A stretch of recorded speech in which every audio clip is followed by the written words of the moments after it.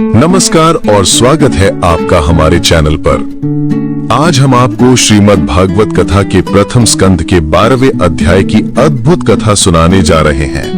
ये कहानी है उस महान आत्मा के जन्म, जीवन और मोक्ष की, जिसने अपनी मां के गर्भ में ही परमात्मा के दर्शन कर लिए थे, राजा परीक्षित। कथा आरंभ होती है उस क्षण से जब क्रोध में आकर अश्वत्थामा ने उत्तरा के गर्भ पर अत्यंत तेजस्वी ब्रह्मास्त्र चलाया। वो गर्भ नष्ट हो गया था, पर धर्म की रक्षा के लिए भगवान श्री कृष्ण ने स्वयं उस शिशु को पुनः जीवित कर दिया। धर्मराज युधिष्ठिर अपनी प्रजा को पिता के समान पाल रहे थे। उनके पास अतुल संपत्ति थी, बड़े बड़े यज्ञों का फल था, पर उन्हें भगवान श्री कृष्ण के सिवा और कोई वस्तु सुख नहीं देती थी। जैसे भूखे को भोजन के सिवा कुछ नहीं सुहाता, वैसे ही युधिष्ठिर को भगवान के बिना संसार के भोग फीके लगते थे। अब ध्यान दें गर्भ में स्थित उस वीर शिशु परीक्षित पर।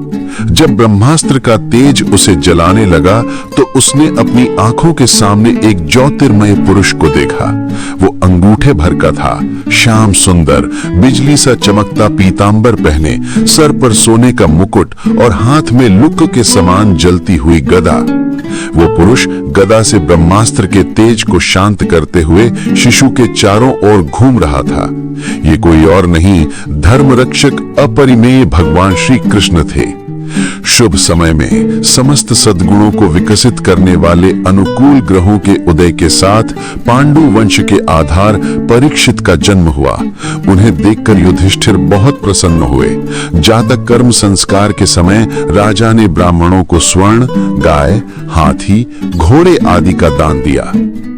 संतुष्ट ब्राह्मणों ने कहा कि हे राजन, भगवान विष्णु ने स्वयं इस बालक की रक्षा की है, इसलिए इसका नाम विष्णुरात होगा। निःसंदेह ये भगवान का परम भक्त और महापुरुष होगा। ये बालक अपने उज्जवल यश से आपके पवित्र पुरवंश का अनुसरण करेगा।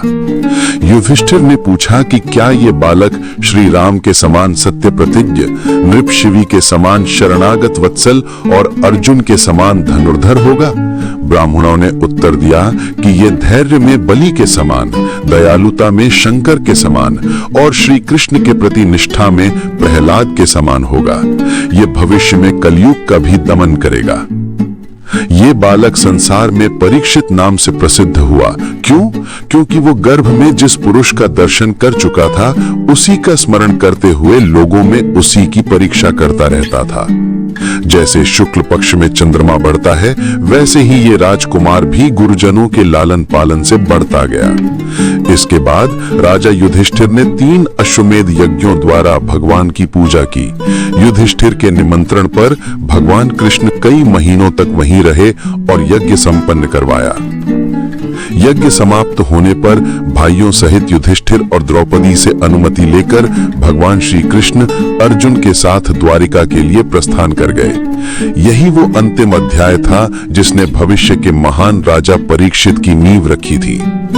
तो ये थी राजा परीक्षित के अद्भुत जन्म की कथा।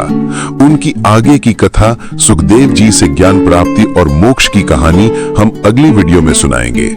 आपको ये कथा कैसी लगी कमेंट में जरूर बताएं। वीडियो को लाइक करें और चैनल को सब्सक्राइब करना ना भूलें। जय श्री कृष्णा।